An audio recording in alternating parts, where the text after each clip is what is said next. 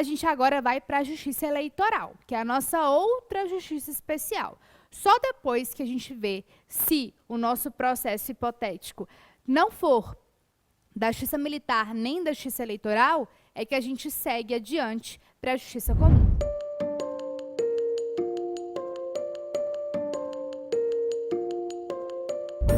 Sobre a Justiça Eleitoral também eu tenho poucas observações. A gente precisa se lembrar que existe um Código Eleitoral, além de existir leis penais especiais que regulam crimes eleitorais. E aí, lá no artigo 35 do Código Eleitoral, diz que compete aos juízes processar e julgar os crimes eleitorais e os comuns que lhe forem conexos, ressalvada a competência originária do Tribunal Superior e dos tribunais regionais.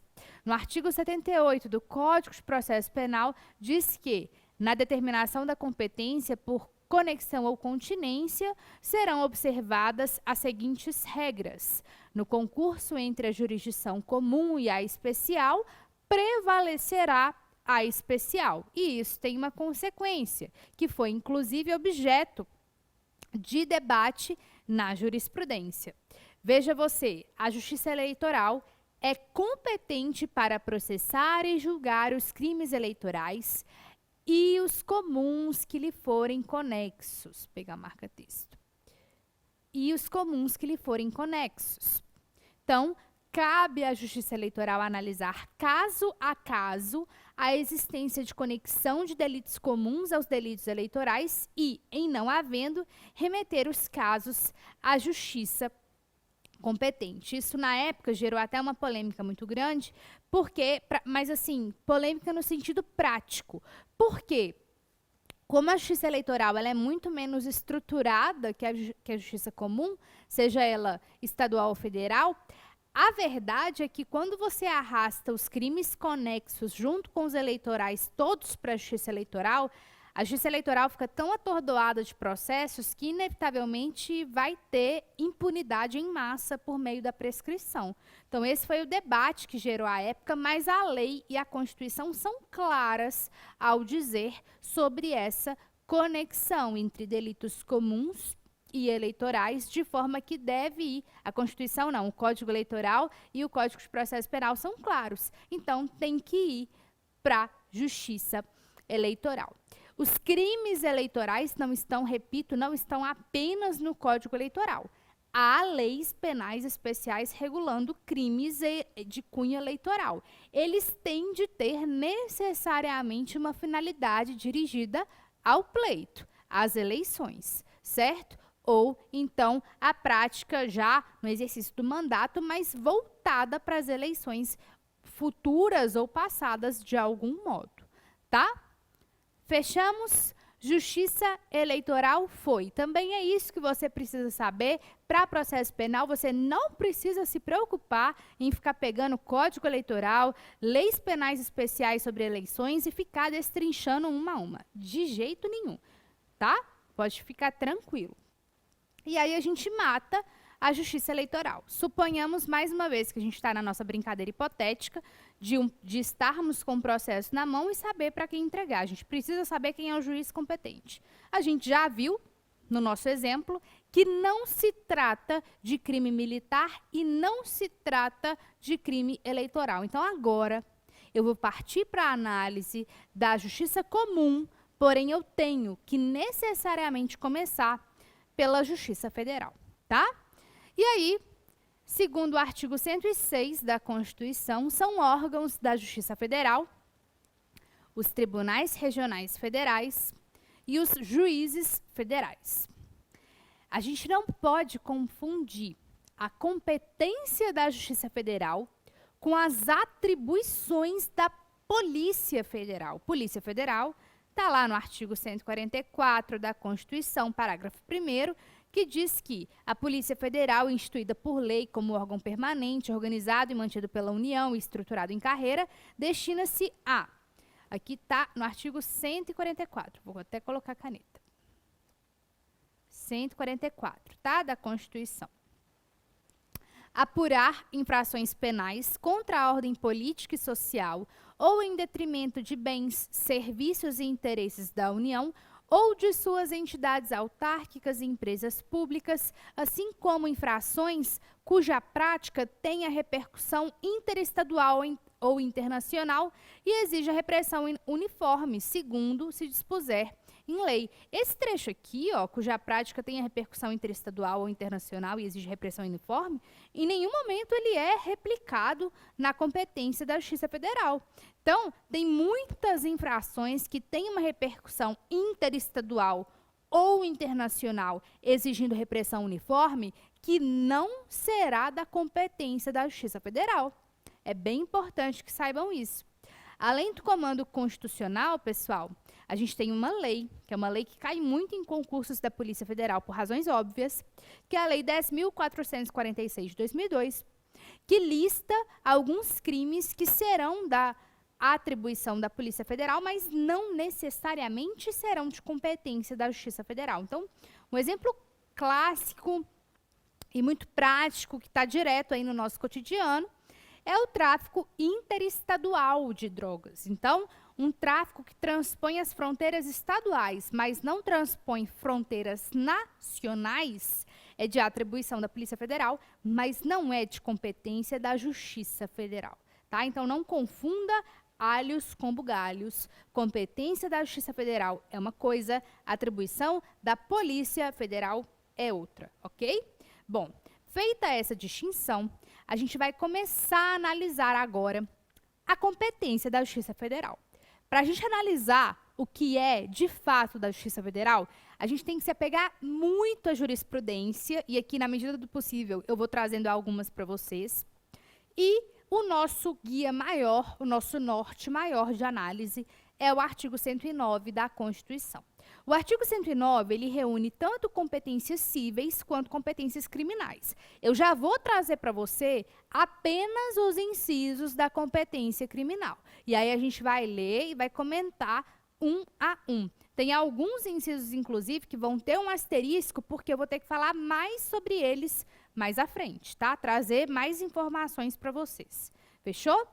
O primeiro deles, pessoal, é o inciso 4º. Então, aos juízes federais compete processar e julgar, 4º, os crimes políticos e as infrações penais praticadas em detrimento de bens, serviços ou interesses da União ou de suas entidades autárquicas ou empresas públicas, excluídas as contravenções e ressalvada a competência da Justiça Militar e Justiça Eleitoral, claro, porque são justiças especiais. Pessoal, comentários em relação ao inciso 4º.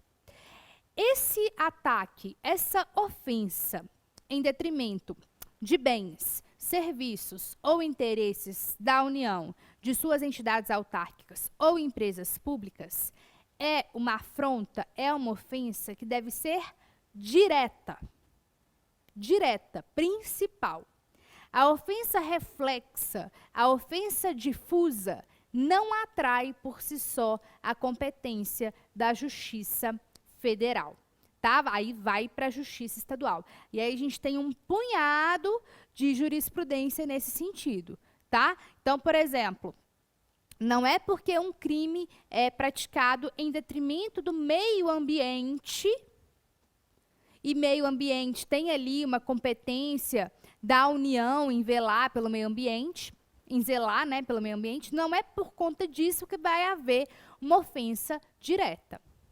Pode ser que, a depender do contexto, a depender do bioma, a depender da ofensa, haja um ataque direto a bem, serviço e interesse. Mas isso por si só falar ataque ao meio ambiente, isso não atrai a competência da Justiça Federal. Um outro exemplo mais clássico, assim, mais claro, a Agência de Correios. Correios é uma empresa pública. Se uma agência dos Correios foi atacada, a gente tem ali uma ofensa direta. Mas, se há, em vez de uma agência dos Correios, uma franquia dos Correios, porque pode haver franqueados, essa franquia que um particular pede a franquia para a empresa pública, aí já não tem mais uma ofensa direta, é uma ofensa reflexa, difusa, que por si só não atrai a competência da Justiça Federal, tá? Então, tem que ser uma ofensa direta e tem farta jurisprudência sobre o assunto, depois você dê uma pesquisada. Veja você que o artigo 109º fala em empresa pública e fala em autarquia, mas não fala, em momento nenhum, em sociedade de economia mista. E não há omissões em vão do Constituinte. Se ele não colocou, é porque não é da Justiça Federal. Então, Banco do Brasil. Ora, é o Banco do Brasil, sim, mas é uma sociedade de economia mista.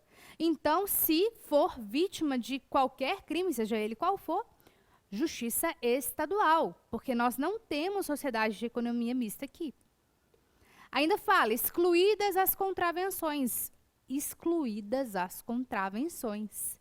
De forma que, mesmo que uma contravenção ofenda de forma direta bens, serviços e interesses da União, entidades autárquicas ou empresas públicas, não irá para a Justiça Federal, e sim para a Justiça Estadual.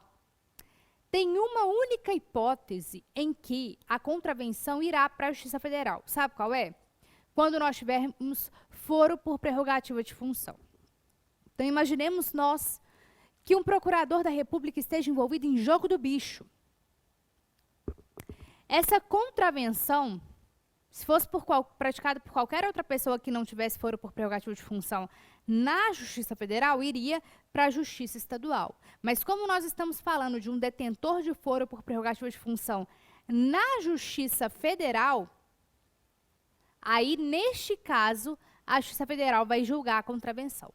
Mas em qualquer outro caso, Justiça Federal não julga contravenção, certo?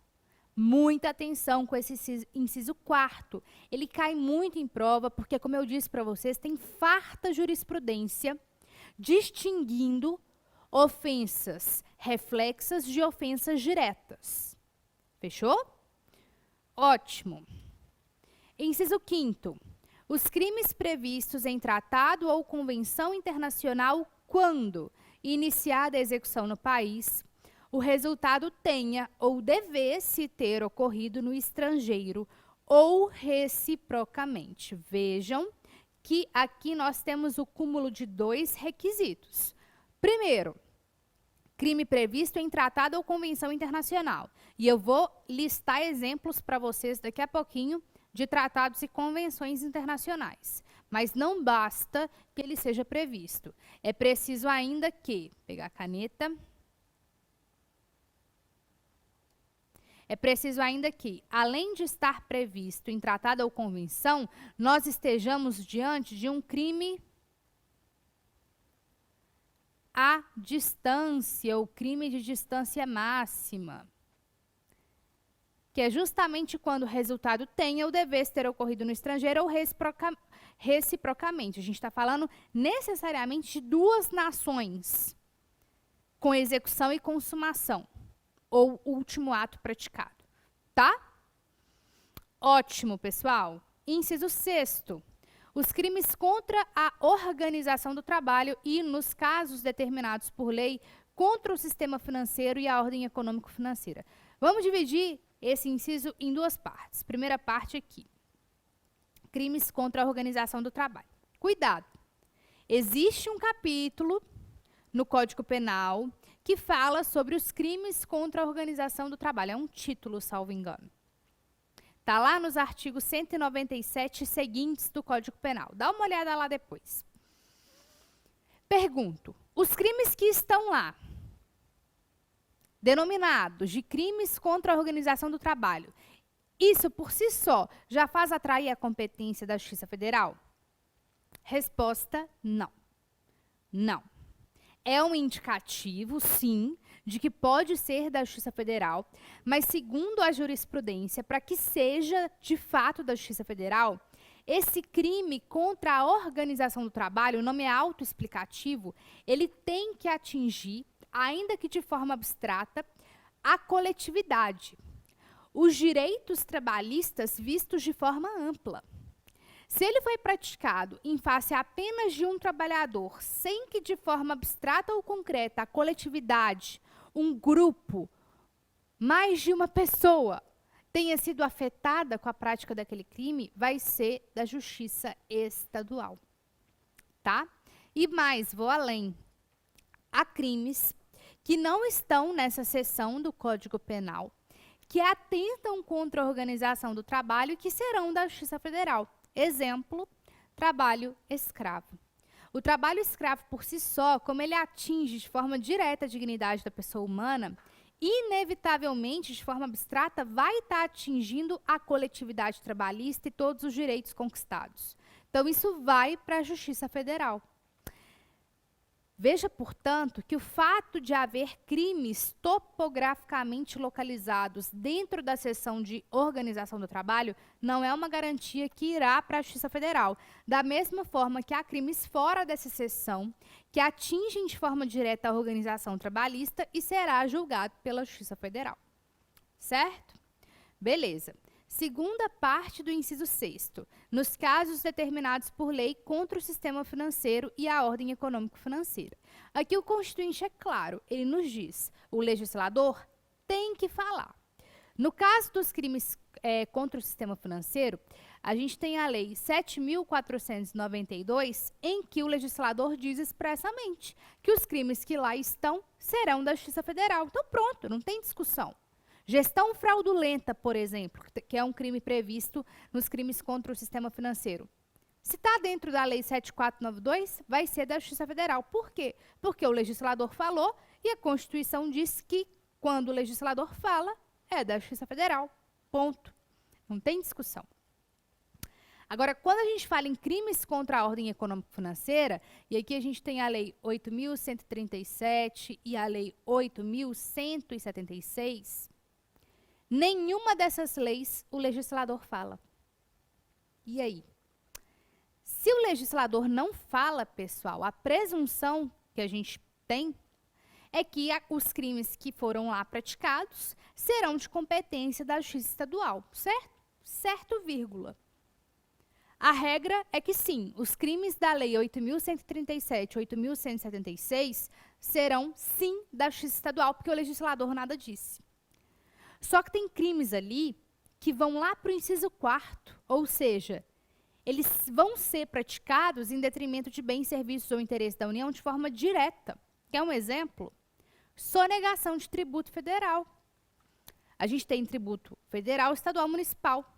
Se o sujeito ele sonega tributos federais, você há de concordar comigo que vai estar havendo uma ofensa direta a bens, serviços ou interesses da União. Os tributos são federais.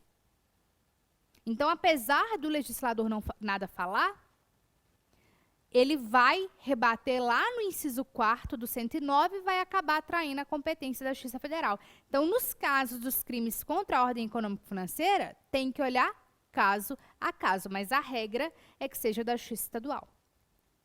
Show?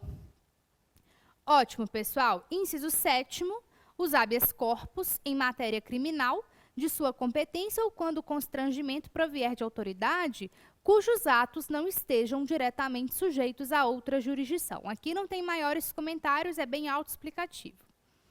Da mesma forma, inciso 8º, os mandados de segurança e os habeas data contra ato de autoridade federal, excetuados os casos de competência dos tribunais federais. Inciso 9º, pessoal, eu vou gastar um tempinho com vocês daqui a pouco. Veja que eu coloquei um asterisco aqui. Os crimes cometidos a bordo de navios ou aeronaves, ressalvada a competência da Justiça Militar. Por que eu preciso gastar um tempo com vocês? Porque eu preciso te explicar o que é navio e o que é aeronave. Ah, Carol, para, eu sei o que é navio e aeronave. Ah, é? Sabe mesmo? Será que lancha é navio para fins da Justiça Federal? E o iate? Se o navio tiver atracado, vai ser navio mesmo? E um balão, lá do padre do balão, é aeronave? Um monomotor é? Um helicóptero é? Vamos ver, porque tem muita jurisprudência sobre o assunto. O avião precisa estar em movimento, ele pode estar parado, ele pode estar inutilizado. A gente vai descobrir já já, tá? Por enquanto, saiba apenas do inciso 9º, ok?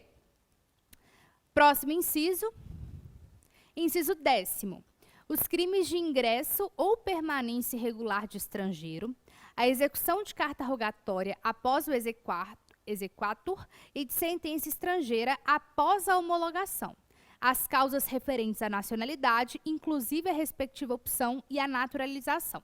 Aqui eu tenho apenas uma observação pontual, pessoal, é que não existe crime de ingresso ou permanência irregular de estrangeiro.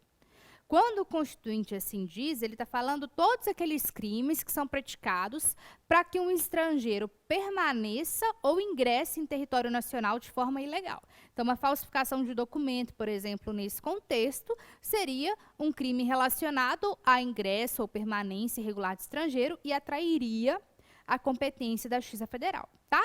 As outras opções aí do inciso são bem autoexplicativas, não tem muitos comentários a serem feitos.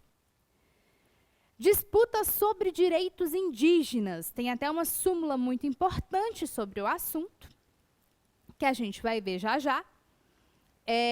Mas eu preciso que vocês entendam que não é porque um crime foi praticado por um índio ou foi sofrido por um índio que vai fazer atrair a competência da Justiça Federal, não. Aqui a gente está falando de direitos indígenas. É muito diferente de crimes praticados ou sofridos por índios, tá? E aí tem uma jurisprudência bem interessante